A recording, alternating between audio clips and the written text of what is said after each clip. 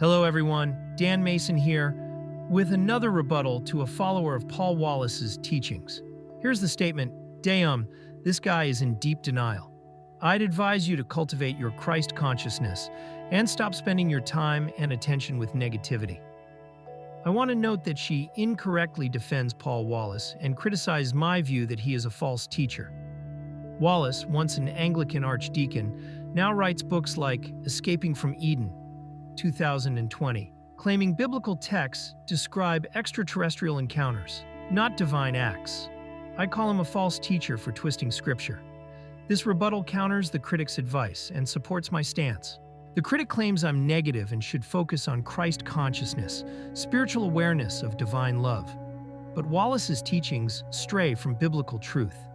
His 2023 book, The Eden Conspiracy, argues that 6th century BC edits hid extraterrestrial stories in Genesis, a claim that distorts Scripture's clear message about God.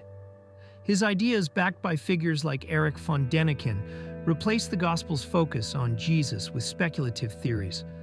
My critique is not negativity, but a defense of true Christian teachings. Saying I am in deep denial about Paul Wallace's lies misses the mark.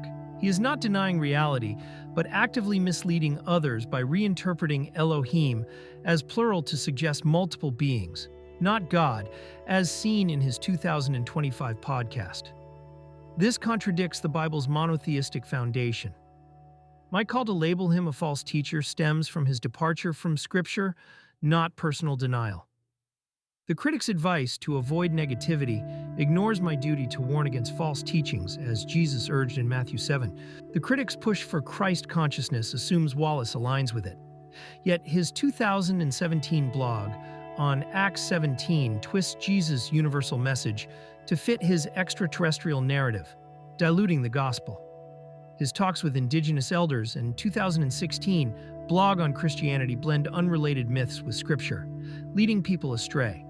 My stance as a Christian is to uphold biblical truth, not to spread gloom, but to protect faith. Wallace's shift from ministry to fringe theories, praised by Harvard's Avi Loeb in 2024, shows he prioritizes speculation over Scripture.